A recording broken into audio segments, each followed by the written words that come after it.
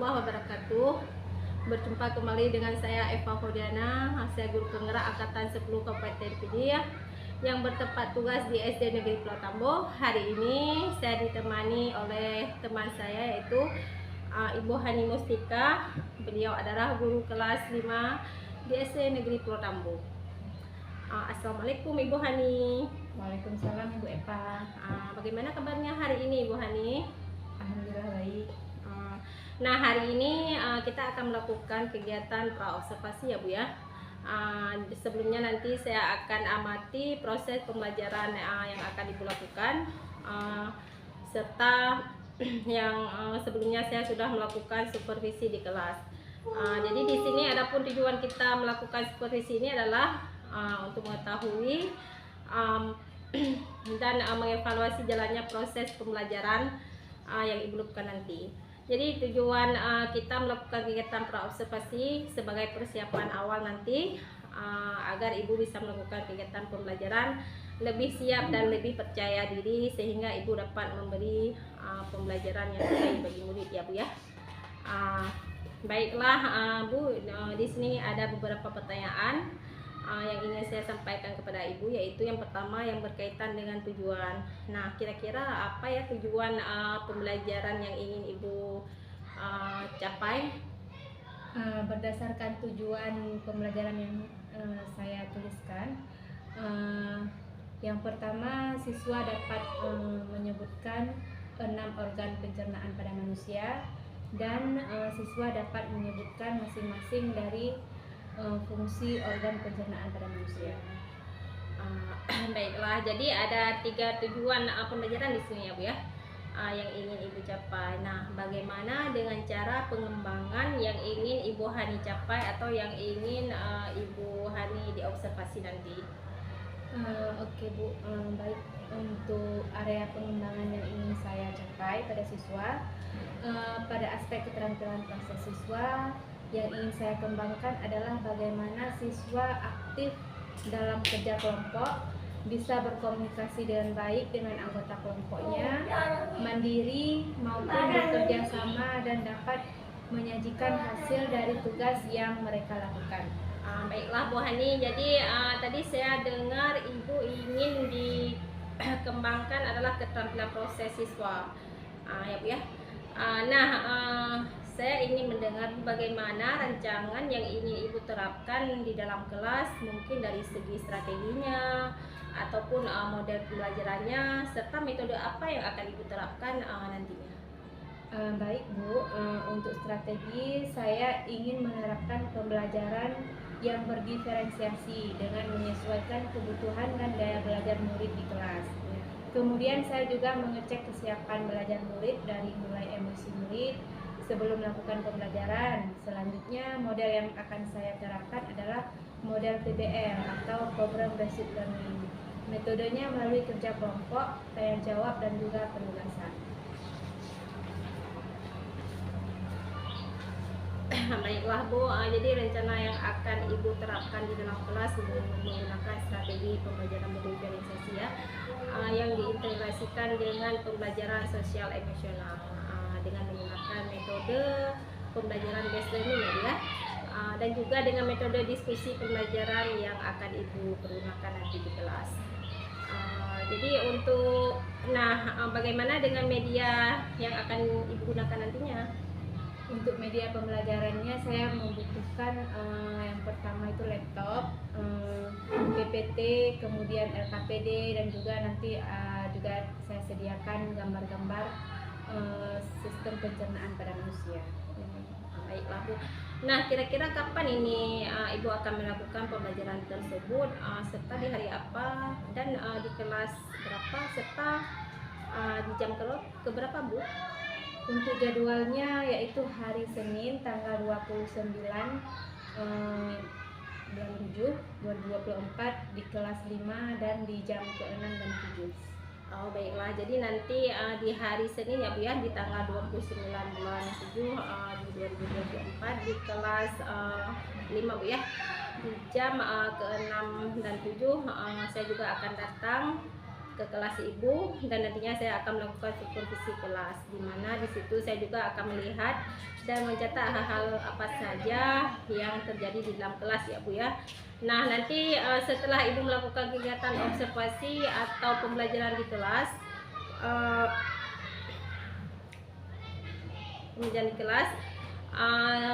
kegiatan observasi pembelajaran di kelas diadakan secara percakapan yang terakhir ya Bu ya. Jadi percakapan pasca observasi yang nanti juga akan didampingi oleh pengajar praktik, dan selanjutnya sebelum kita akhiri, kira-kira apa ya yang ibu dapatkan dari percakapan kita hari ini?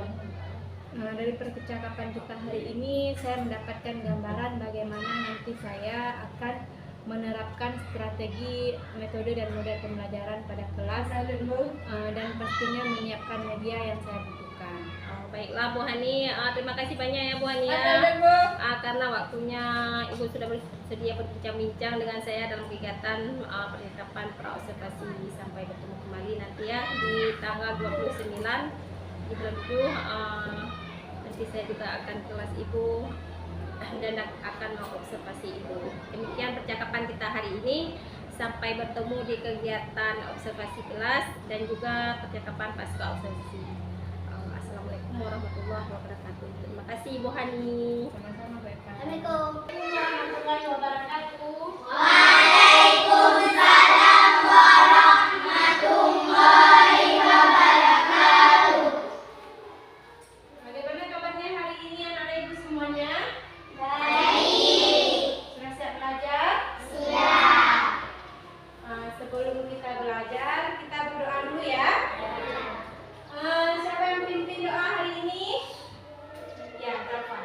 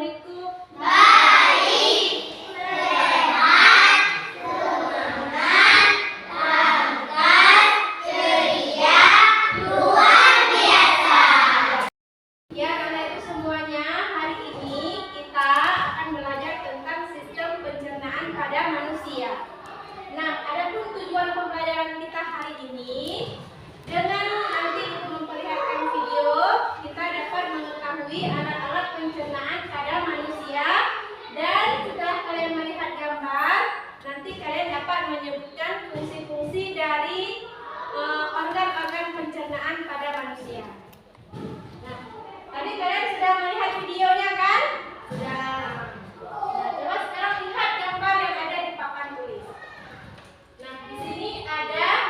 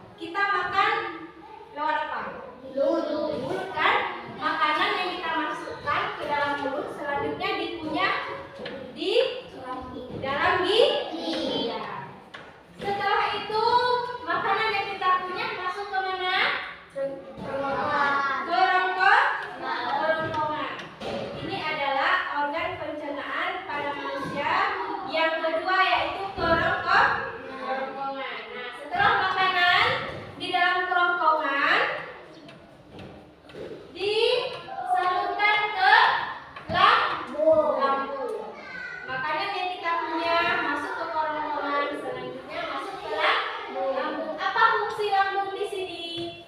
Lambung berfungsi untuk memecah makanan dan mencampur dengan zat enzim dan asam.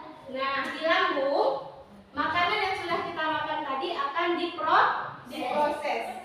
Nah, lambung yang berfungsi itu adalah untuk memecah makanan. Nah, jadi tadi kita makan donat segini besarnya kan? Nah, setelah kita makan, apakah donat yang kita makan itu akan keluar lagi segini? Tidak kan? Nah, karena sudah melalui proses pencernaan. Setelah makanan di lambung, selanjutnya makanan dibawa ke usus halus. Nah, alat pencernaan yang keempat yaitu usus halus. Di usus halus inilah makanan akan diserap. Nutrisi yang ada pada makanan itu akan diserap oleh usus halus dan disimpan di dalam tubuh. Nah, misalnya kita makan buah jeruk ya. Buah jeruk yang kita makan itu kan ada vitaminnya.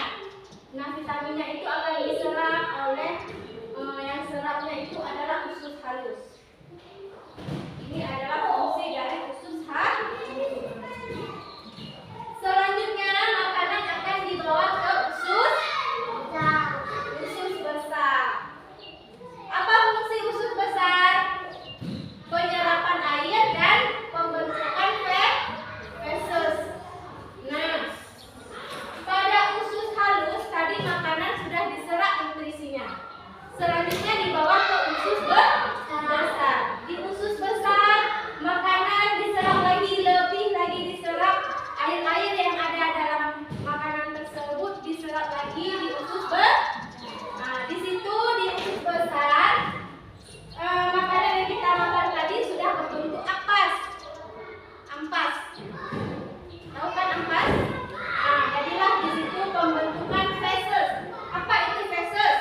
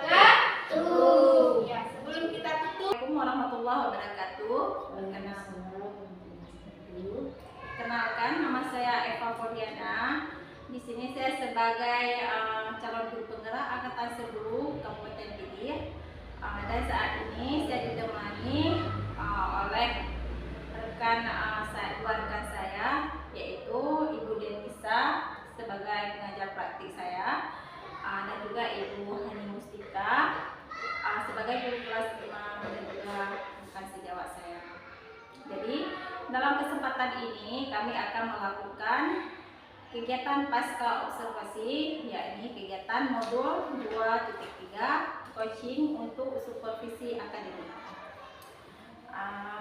Assalamualaikum Ibu Hani. Waalaikumsalam Bu Eva. Bagaimana kabarnya hari ini Ibu Hani? Alhamdulillah sehat Bu. Oh ya Bu Hani, minggu yang lalu kita sudah melakukan pra-observasi ya, dan juga kegiatan observasinya. Jadi dalam kesempatan ini ada beberapa hal yang ini saya tanyakan sama Ibu. Bagaimana, apa boleh Bu? Boleh Bu, tentu boleh sekali ya. Dan Ibu manfaat gitu ya. Kalau lebih nanti bisa berjalan lagi. Tentu boleh Bu, sama sekali tidak mengganggu. Silakan Ibu mau tanya apa? Bagaimana menurut Ibu tentang kegiatan pembelajaran yang telah berlangsung? Apakah sesuai dengan apa yang Ibu rencanakan? Alhamdulillah dalam kegiatan pembelajaran yang kemarin sudah sesuai dengan apa yang saya rencanakan. Di mana dalam kegiatan pembelajaran tersebut semua siswa aktif, senang mengikuti pembelajaran. Alhamdulillah Bu ya, kalau demikian. Kalau boleh saya tahu Bu, apa sih tujuan dari kegiatan pasca observasi yang kita lakukan hari ini? Baik Bu, jadi tujuan kegiatan kita hari ini terkait dengan kegiatan observasi kemarin, saya dapat mengetahui hal-hal apa saja yang perlu saya perbaiki dan hal-hal yang sudah baik dan yang sudah saya lakukan dalam kegiatan pembelajaran. Baiklah Bu, insya Allah nantinya kita akan membantu mencari solusi sama-sama terhadap kendala yang Ibu hadapi ya. Oh ya Bu, Hani, menurut Ibu dalam kegiatan pembelajaran yang sudah Ibu lakukan kemarin, apakah Ibu sudah melakukan pembelajaran yang berdiferensiasi dan pembelajaran yang keterampilan sosial emosional secara maksimal Bu? Alhamdulillah sejauh ini saya sudah menyiapkan dan melakukan pembelajaran berdiferensiasi, yakni diferensiasi konten, di mana saya telah menyiapkan materi dan bahan ajar tentang fungsi alat pencernaan pada manusia. Jadi kalau boleh saya simpulkan di sini bahwa dalam kegiatan observasi kemarin Ibu sudah melakukan dan menerapkan tiga strategi pembelajaran ya Bu ya. Pembelajaran metode diferensiasi itu ya. Terkait hal itu adakah hal yang sangat memuaskan bagi Ibu di saat proses pembelajaran berlangsung, dan juga hal-hal yang menjadi sebuah kendala bagi Ibu di saat observasi kemarin? Tentu saja Bu Eva ya, bagi saya ada hal yang memuaskan dan juga kendala tentunya. Nah, yang menjadi hal yang sangat memuaskan bagi saya di saat saya melihat antusias dan rasa ingin tahu siswa tentang materi sistem pencernaan pada manusia yang sebelumnya saya berasumsi siswa kurang tertarik dengan materi ini. Dan di sini di awal kegiatan pembelajaran saya melakukan SDK dengan tujuan agar siswa siap dan semangat dalam mengikuti kegiatan pembelajaran. Sementara yang menjadi kendalanya ketika menyelesaikan tugas dalam kelompok, di mana sebagian dari mereka ada yang memiliki kemampuan yang sedikit lemah, sehingga saya harus menuntun dan menyediakan waktu lebih untuk siswa tersebut agar dapat menyelesaikan tugasnya. Baiklah, luar biasa Bu ya. Kalau untuk pembelajaran berdiferensiasi memang sudah baik sekali ya Bu. Nah, bagaimana keterampilan sosial emosionalnya Bu? Apa Ibu sudah menerapkannya juga? Alhamdulillah saya juga sudah menerapkannya Bu. Kalau Ibu sudah menerapkannya, keterampilan sosial emosional tersebut mungkin yang mana yang sudah Ibu munculkan? Di sini saya memunculkan kelima keterampilan sosial emosional, yakni kesadaran diri dan kesadaran sosial, di mana siswa terbiasa membaca doa sebelum melakukan kegiatan, dengan penegasan oleh guru tentang pentingnya berdoa sebelum memulai suatu kegiatan dalam rangka menanamkan keyakinan yang kuat terhadap kuasa Tuhan yang Maha Esa dalam memahami ilmu yang dipelajari. Begitu juga dengan manajemen diri, di mana siswa diberi kesempatan bertanya dan juga berpendapat. Selanjutnya, keterampilan berelasi, di mana siswa memposisikan diri dalam kelompoknya. Wah, baik sekali. Mungkin Bu Hani bisa menggarisbawahi bahwa apa saja yang menjadi kesulitan bagi siswa pada saat itu dan juga kesulitan yang Ibu rasakan sendiri dalam pembelajaran berdiferensiasi yang telah Ibu lakukan. Kesulitan bagi siswa mungkin dari sisi terbatasnya penyediaan sumber belajar. Sumber belajar hanya diperoleh dari buku saja. Selain itu sulit mengakses sumber belajar dari internet karena terkendala jaringan. Nah, sementara bagi saya sendiri ya, saya sedikit terkendala dalam membagikan kelompok pada saat kegiatan diskusi dikarenakan kemampuan yang dimiliki oleh siswa itu berbeda-beda. Jadi terkait hal ini, bagaimana cara Ibu mengatasi kesulitan tersebut? Apakah ada ide, mungkin ide yang kreatif dari Ibu dalam upaya menyisir kesulitan tersebut? Yang saya lakukan untuk mengatasi kesulitan saya yaitu dengan menggabungkan antara siswa lemah, sedang, dan tinggi kemampuannya sehingga mereka bisa saling berkolaborasi dalam menyelesaikan tugas dan bisa merangkul kawan mereka yang lemah dari sisi kemampuannya. Sementara alternatif yang saya lakukan untuk menyelesaikan kesulitan bagi siswa dalam memperoleh materi pembelajaran dengan cara saya mendownload terlebih dahulu materi yang nantinya saya berikan kepada mereka. Selain itu juga mengajak siswa saya ke perpustakaan untuk mencari buku yang ada kaitannya dengan materi pelajaran. Wah, sangat luar biasa Bu ya, solusi yang sudah Ibu lakukan. Nah, sekarang kalau berbicara dengan skala prioritas ini, baik itu pra-observasi ataupun observasi, kira-kira Ibu Hani berada pada angka skala berapa? Setelah observasi saya berada pada posisi mungkin di angka 8 ya.